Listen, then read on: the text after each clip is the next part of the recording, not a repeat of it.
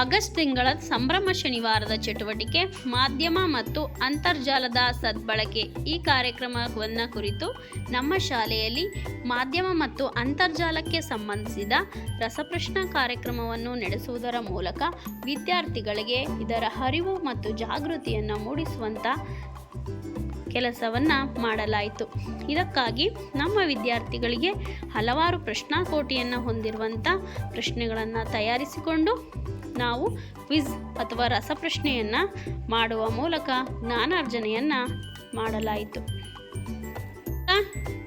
ಅಂತರ್ಜಾಲ ಮತ್ತು ಮಾಧ್ಯಮದ ಸದ್ಬಳಕೆ ಈ ಸಂಭ್ರಮ ಶನಿವಾರದ ಚಟುವಟಿಕೆಯನ್ನು ಇವತ್ತಿನ ದಿನ ನಾವು ನಡೆಸ್ತಾ ಇದ್ದು, ಇದಕ್ಕಾಗಿ ನಿಮಗೆ ಮಾಧ್ಯಮ ಮತ್ತು ಅಂತರ್ಜಾಲದ ಸದ್ಬಳಕೆಯನ್ನು ತಿಳಿಸುವುದಕ್ಕೋಸ್ಕರ ರಸಪ್ರಶ್ನೆ ಕಾರ್ಯಕ್ರಮವನ್ನು ನಡೆಸ್ತಾ ಇದ್ದೀನಿ. ಈ ರಸಪ್ರಶ್ನೆ ಕಾರ್ಯಕ್ರಮದಲ್ಲಿ ಭಾಗವಹಿಸಲಿಕ್ಕೆ ಎಲ್ಲರೂ ರೆಡಿ ಇದ್ದೀರಲ್ವಾ? ಓಕೆ, ನಾನು ಪ್ರಶ್ನೆಗಳನ್ನು ಕೇಳ್ತಾ ಹೋಗ್ತೀನಿ. ಗುಂಪುವಾರು ನೀವು ಉತ್ತರಗಳನ್ನು ಹೇಳ್ತಾ ಇರಬೇಕು. ನಿಮ್ಮ ತಿಳುವಳಿಕೆಗೆ ಸಂಬಂಧಪಟ್ಟಂಥ ಪ್ರಶ್ನೆಗಳೇ. ನೀವು ಪ್ರತಿನಿತ್ಯ ಬಳಸುವಂಥ ಮಾಧ್ಯಮಗಳನ್ನು ಇಟ್ಕೊಂಡೇ ಈ ಪ್ರಶ್ನೆಗಳನ್ನು ರಚನೆ ಮಾಡಲಾಗಿದೆ. ನಿಮಗೆ ಗೊತ್ತಿರುವಂಥ ಪ್ರಶ್ನೆಗಳನ್ನು ಉತ್ತರಗಳನ್ನು ನೀವು ನೀಟಾಗಿ ಹೇಳಬೇಕು. ಇದರಲ್ಲಿ ಹೌದು ಅಥವಾ ಇಲ್ಲ ಅನ್ನುವಂಥ ಉತ್ತರಗಳನ್ನು ಹೊಂದಿರುವಂಥ ಪ್ರಶ್ನೆಗಳು ಇದ್ದಾವೆ. ಕೆಲವೊಂದು ಹೇಳಿಕೆಯ ರೂಪದಲ್ಲಿ ಹೇಳುವಂಥ ಪ್ರಶ್ನೆಗಳು ಇದ್ದಾವೆ. ಪ್ರತಿನಿತ್ಯ ನೀವು ಅಂತರ್ಜಾಲ ಅಂದರೆ ಫೋನು, ಟಿವಿ ಇವನ್ನೆಲ್ಲ ಬಳಸ್ತಾ ಇದ್ದೀರಲ್ವಾ ಮಕ್ಕಳ? ಇದಕ್ಕೆ ಸಂಬಂಧಪಟ್ಟಂತೆ ಪ್ರಶ್ನೆ ಇರೋದು. ಕ್ವಿಜ್ ಮಾಡಲಿಕ್ಕೆ ನಾನು ರೆಡಿ ಇದ್ದೀನಿ. ನೀವು ರೆಡಿ ಇದ್ದೀರಲ್ವಾ?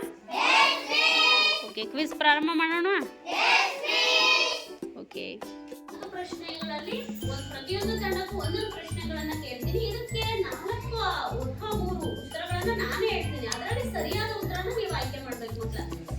ಸರಿನಾ? ಮೊದಲನೇ ಸುತ್ತಿನಲ್ಲಿ ಪ್ರಶ್ನೆಗಳಿಗೆ ಆಯ್ಕೆಗಳು ಇರ್ತವೆ. ಸರಿನಾ? ಆಯ್ಕೆಗಳಿರುವಂತಹ ಪ್ರಶ್ನೆಗಳನ್ನ ಕೇಳ್ತೀನಿ. ನಾನು ಹೇಳುವಂತ ಆಯ್ಕೆಗಳಲ್ಲಿ ಸರಿಯಾದ ಆಯ್ಕೆಯನ್ನು ನೀವು ಹೇಳ್ತಾ ಹೋಗ್ಬೇಕು. ಮೊದಲನೇ ಪ್ರಶ್ನೆ, ಮೊದಲನೇ ತಂಡಕ್ಕೆ ರೆಡಿ ಇದ್ದೀರಾ? ಅಂತರ್ಜಾಲ ಎಂದರೇನು? ಆಯ್ಕೆಗಳು: ಆಟಿಕೆಯ ವಸ್ತು, ಪ್ರಪಂಚದಾದ್ಯಂತ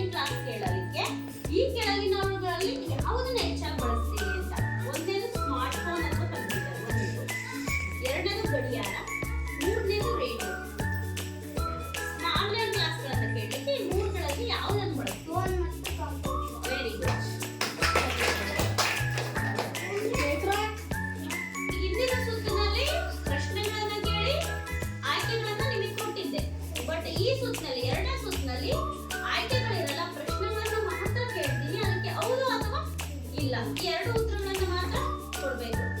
ರೆಡಿ ಇದೆಯಾ ಮಕ್ಕಳ?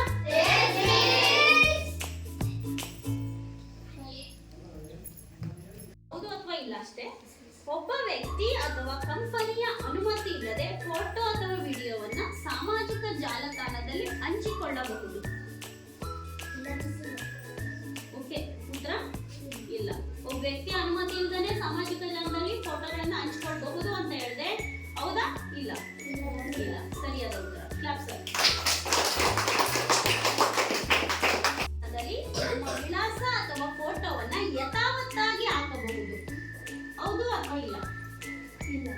ಇಲ್ಲ, ನಮ್ಮ ಫೋಟೋಗಳನ್ನ ಯಥಾವತ್ತಾಗಿ ಹಾಕಬಾರದು. ಕ್ಲಾಪ್ಸ್.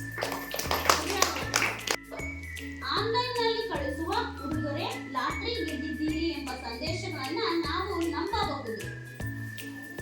ಇಲ್ಲ. ಅಪರಿಚಿತ ವ್ಯಕ್ತಿಗಳು ಕಳಿಸುವಂತ ಸಂದೇಶಗಳನ್ನ ನಂಬಬಹುದು ಅಂತ ಹೇಳ್ತಾ ಇದ್ವಿ. ಹೌದು? ಇಲ್ಲ. ಇಲ್ಲ. ಇಲ್ಲ, ಸರಿಯಾದ ಉತ್ತರ. ಅಂತರ್ಜಾಲದಲ್ಲಿ ಸಿಗುವಂತ ಮಾಹಿತಿಗಳು 100ಕ್ಕೆ 100 ಸತ್ಯ. ಇಲ್ಲ. 100ಕ್ಕೆ 100 ಸತ್ಯ ಅಂತ ಕೇಳಿದ್ದೀನಿ. ಇಲ್ಲ. ಹೌದು, ಸರಿಯಾದ. ಎರಡನೇ ಸುತ್ತಲೂ ಕೂಡ ಎಲ್ಲರೂ ಸಕ್ಸಸ್ಫುಲ್ ಆಗಿ ಕಂಪ್ಲೀಟ್ ಮಾಡಿದ್ರಿ. ಎರಡನೇ ಸುತ್ತಲೂ ಕೂಡ ಎಲ್ಲರಿಗೂ ಅಂಕಗಳು ಸಿಕ್ಕಿದೆ.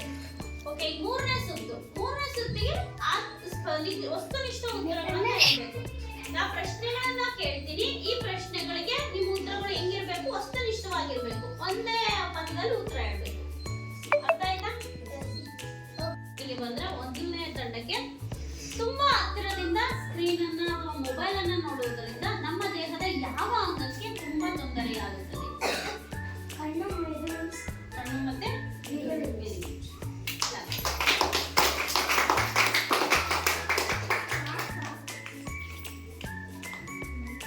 ಕೇವಲ ಶ್ರವಣ ಮಾಧ್ಯಮಕ್ಕೆ ಒಂದು ಉದಾಹರಣೆ. ಶ್ರವಣ ಮಾಧ್ಯಮ ಕೇಳಿಸ್ಕೊಳ್ಳುವಂತ ರೇಡಿಯೋ.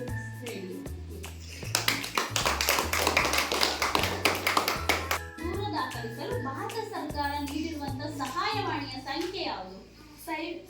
ಸೈಬರ್ ದೂರು ನೀಡಲು ಸರ್ಕಾರವು ನೀಡಿರುವ ಸಹಾಯವಾಣಿ 1930.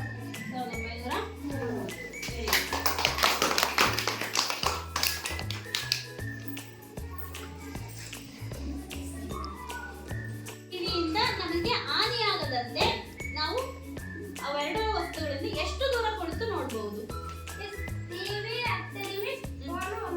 ಒಂದು ಅಡಿ ದೂರದಲ್ಲಿ ಇರಬೇಕು. ಟಿವಿ ಮೊಬೈಲ್ ಅನ್ನ ಒಂದು ಅಡಿ ದೂರದಲ್ಲಿ ಇಟ್ಕೊಂಡು ನೋಡ್ಬೇಕು. ಟಿವಿ 10 ಅಡಿ ದೂರದಲ್ಲಿ ಇದ್ರೆ ತೊಂದರೆ ಆಗಲ್ಲ, ಬಟ್ ಅದನ್ನೇ ಎಷ್ಟು ಅವಧಿ ನೋಡ್ಬೇಕು? ಟೈಮ್ ಬಂದ್ರೆ ಒಂದಿನಕ್ಕೆ ಎಷ್ಟು ಸಮಯ ನೋಡಬಹುದು? ಸಾಮಾನ್ಯ ನೋಡೋದಾದ್ರೆ 1 ಗಂಟೆ ಮ್ಯಾಕ್ಸಿಮಮ್. ಜಾಸ್ತಿ ಆಯ್ತು ಅದರ ಮೇಲೆ ನೋಡಿದ್ರೆ ನಮ್ಮ ಕಣ್ಣಿಗೆ ಮೆದುಳಿಗೆ ಇನ್ನಷ್ಟು ಹಾನಿ ಆಗುತ್ತೆ. ಹಾಗೆ ಬಹು ಆಯ್ಕೆ ಪ್ರಶ್ನೆಗಳಿಗೂ ಇದರಲ್ಲೂ ಅಷ್ಟೇ. ಒಂದು ಪ್ರಶ್ನೆಗೆ 3-4 ಆಪ್ಷನ್ಸ್ ಗಳನ್ನ ಕೊಡ್ತೇನೆ. ಅದರಲ್ಲಿ ಸರಿಯಾದ ಉತ್ತರವನ್ನ ಹೇಳ್ಬೇಕು ಮಕ್ಕಳ. ಸರಿನಾ? ಮೊಬೈಲ್ ಅಥವಾ ಆನ್ಲೈನ್ ಗೇಮ್ಗಳಿಗೆ ಹಣವನ್ನ ಪಾವತಿಸುವುದಕ್ಕಿಂತ ಮುಂಚೆ ಯಾರ ಸಲಹೆಯನ್ನ ಪಡೆಯಬೇಕು? ಪೋಷಕರು ಮತ್ತೆ ಗುರುಗಳು, ದಾರಿಯಲ್ಲಿ ಹೋಗುವವರು, ಅಥವಾ ಯಾರಿಗೂ ಹೇಳ್ಬಾರ್ದು? ಪೋಷಕರು ಅಥವಾ ಗುರುಗಳು. ಪೋಷಕರು. Very good.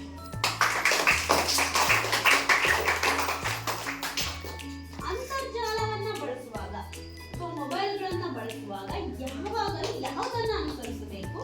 ಸುರಕ್ಷತಾ ನಿಯಮ, ರಾತ್ರಿ ಪೂರ್ತಿ ಬಳಕೆ, ಯಾರ ಮಾತಿಗೂ ಕಿವಿ ಕೊಡದೇ ಇರೋದು. ಸುರಕ್ಷತಾ ಬಳಕೆ ಅಥವಾ ನಿಯಮ. ಹೌದು. ಎರಡನ್ನೂ ಹೊಂದಿರುವ ಪ್ರಮುಖ ಶೈಕ್ಷಣಿಕ ಮಾಧ್ಯಮ ಯಾವುದು? ದೂರದರ್ಶನ, ಬ್ಲಾಕ್ ಬೋರ್ಡ್, ಸೈಕಲ್. ದೃಶ್ಯ ಮತ್ತು ಶ್ರವಣ ಎರಡರ ರೀತಿಯ ಜ್ಞಾನವನ್ನು ನೀಡುವಂತ ಒಂದು ಮಾಧ್ಯಮ. ದೂರದರ್ಶನನೋ, ಬ್ಲಾಕ್ ಬೋರ್ಡ್ ಅಥವಾ ಸೈಕಲ್? ದೂರದರ್ಶನ. ದೂರದರ್ಶನ.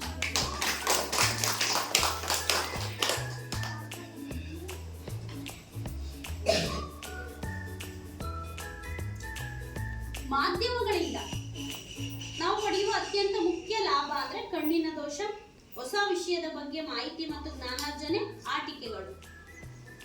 ಮಾಧ್ಯಮಗಳಿಂದ ನಾವು ಈ 3 ಲಾಭಗಳನ್ನು ಪಡಿತೇವಂತೆ. ಕಣ್ಣಿನ ದೋಷ, ಹೊಸ ವಿಷಯಗಳ ಬಗ್ಗೆ ಜ್ಞಾನ, ಆಟಿಕೆ. ಹೊಸ ವಿಷಯಗಳ ಆಟಿಕೆ.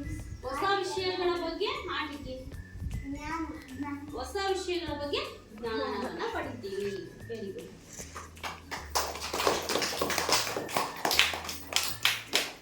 ಓಕೆ ಮಕ್ಕಳೇ, ನಾವು ಇವತ್ತು ನಡೆಸಿರುವಂತ ಮಾಧ್ಯಮ ಮತ್ತು ಅಂತರ್ಜಾಲದ ಬಳಕೆ ಎನ್ನುವಂತ ವಿಷಯವನ್ನು ಕುರಿತು ರಸಪ್ರಶ್ನೆ ಕಾರ್ಯಕ್ರಮವನ್ನ ಕೈಗೊಂಡಿದ್ವಿ.